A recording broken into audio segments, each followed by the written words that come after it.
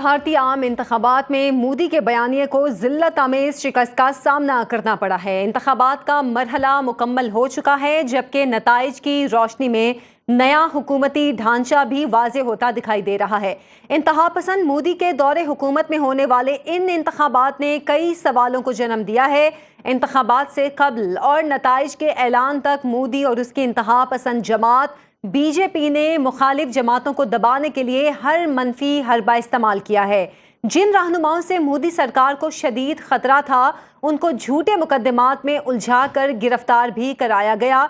लेकिन अब इंतखाबात के जो नताइज सामने आ रहे हैं, उसमें मोदी की इंतहा पसंद जमात बीजेपी की शिकस्त वाज़े नजर आ रही है। भारत की 543 रुकनी पार्लियामेंट लोकसभा के इंतखाबात के लिए वोटों की गिनती भी जारी है और जो नताइज सामने आ रहे हैं इस पर हम बात करेंगे। ब्रिगेडियर रिटायर्ड वकार खान साहब भी हमारे साथ मौजूद हैं।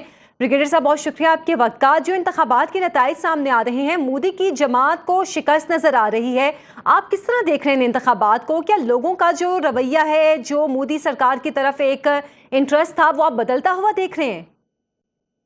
जी, ओवरऑल जो मोदी की एनडीए अलायंस है उसके बयानी को तो बुरी तरह शिकस्त हुई है। अभी जो ओवरऑल 543 में से बीजेपी की अलायंस लीड कर रही है, शायद तो 90+ से, और कांग्रेस की अलायंस लीड कर रही है, इंडिया अलायंस। और बाकी तो बीजेपी ने प्रोजेक्ट किया था कि बात करेंगी, तो वो नहीं हुआ। उसका मतलब है कि कुछ बैक है।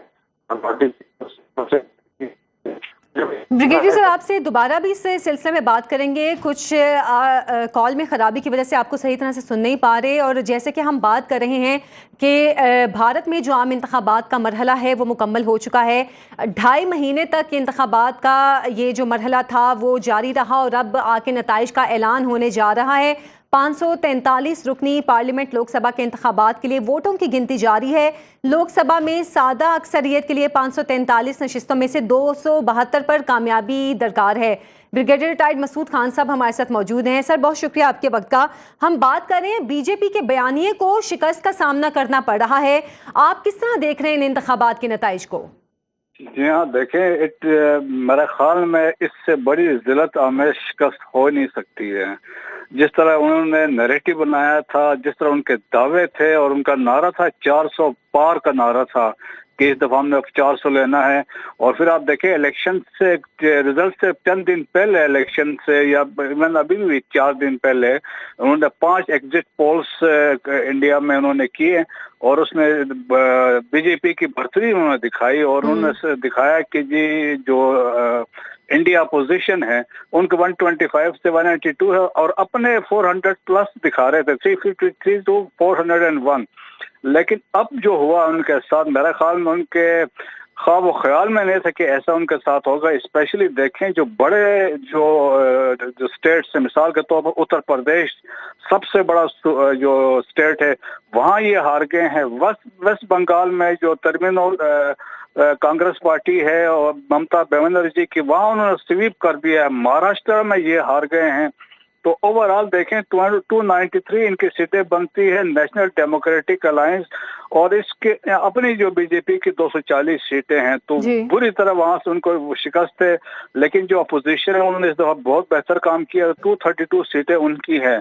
तो मेरे ख्याल में जो रीजंस हुए हैं, जो मैं समझता हूँ जो इनकी जो शिकस्त के नताइज जो समझ लें, ऑल्दो ये इलेक्शन में ये गवर्नमेंट तो फॉर्म कर सकेंगे, लेकिन जो दावे जो उनके मुस्तरद हुए उसमें सबसे पहले चीज थी जो उन्होंने माइनॉरिटीज के साथ वहां पे किया, रेडिकलाइजेशन ऑफ इंडिया उन्होंने किया, खास तौर पर मुसलमानों पर जो मजालिम किए उन्होंने। और तो वो मेरे ख्याल में वो एक बड़ा फैक्टर था, मुसलमानों का वोट। फिर दलित का वोट बड़ा फैक्टर हुआ, उसमें साबित हुआ है। सिखों का, क्रिश्चियंस का, उन्होंने अपना जो गुस्सा था अपोजिशन को वोट दे के वहां पे उन्होंने निकाला। इसके अलावा जो पिछले 10 साल इनकी हुकूमत रही है, उनके पॉलिसीज से भी लोग खुश नहीं थे। अनएम्प्लॉयमेंट बढ़ चुकी थी। अच्छा ब्रिगेडियर और इसके साहब, अभी जैसे कि आप माइनॉरिटीज़ की बात कर रहे हैं और हमने गुज़श्ता कुछ अरसे में देखा भी जब ये इंतखाबात का सिलसिला शुरू हुआ था कि जो नरेंद्र मोदी हैं वो माइनॉरिटीज़ के ख़िलाफ़ खुलेआम बातें कर रहे थे। पाकिस्तान के ख़िलाफ़ भी उन्होंने बहुत बातें की, जो वहाँ के मुसलमान थे उनके ख़िलाफ़ भी उन्होंने खुलकर अपने जलसे जुलूसों में बातें की हैं। एक तो आपने बात की कि माइनॉरिटीज़ का गुस्सा भी था, वो भी हम कह सकते हैं, लेकिन जो एक उनके बयानिए को शिकस्त है ये बहुत वाज़े है। जो बाकी जमातें आगे आ रही हैं उनके बयानिए को आप किस तरह देख रहे हैं? देखें जी, उनमें देखो वो उनकी जहनीत जो है सेकुलर है। ऑल्दो देखें कि जो कांग्रेस पार्टी है या दूसरे अलायंस जो उनके साथ शामिल हैं, इनकी कोशिश यही है, जिस तरह उन्होंने ये अपोजिशन फॉर्म किया था जिसमें बहुत सारी पार्टियां शामिल है, उनकी बहरहाल सोच सेकुलर है। जबकि मोदी का देखिए अल्टीमेट नारा तो हिंदुत्व का था और उसमें एक हिंदू राष्ट्र बनाना था जहां पे सिर्फ हिंदुओं की प्रेजेंस होगी। तो देयर फॉर वो मुसलमानों को कह रहे थे ना कि घर वापसी, कि वापस आ जाएं, आप पहले आप हिंदू था, वापस हिंदू बन जाएं। फिर उन पर ये भी मजालिम थे, लव जहाज, मुसलमान हिंदू लड़कियों से शादियां कर रहे हैं। फिर जो गाय के गोश्त पे तो वो बहुत सारे मजालिम थे। तो बहरहाल जो इंडिया का कॉन्स्टिट्यूशन है देखें वो सेकुलर है, 1976 में बना था और सेकुलर है। लेकिन इनकी कोशिश यही थी, अगर 2/3 मेजॉरिटी मिलती है तो उन्होंने कॉन्स्टिट्यूशन को अमेंड करना था और उसको हिंदुत्व बनाना था। तो मेरे ख्याल में उस पर भी शिकस्त भी है। तो अपोजिशन को जो वोट्स पड़े हैं तो ये भी एक बेसिक उसमें एक फैक्टर माना जा सकता है। अच्छा, इसमें एक चीज़ जो है कि बहरहाल बीजेपी गुज़श्ता 2 इंतखाबात में कामयाब हुई है और वहाँ पर उनका एक कहना चाहिए कि एक स्ट्रॉन्ग अलायंस भी उनके मौजूद हैं। अब शिकस्त के बाद क्या ये गुस्सा माइनॉरिटीज़ पर निकल सकता है? माइनॉरिटीज़ जो हैं उनको मुश्किलात का सामना करना पड़ सकता है?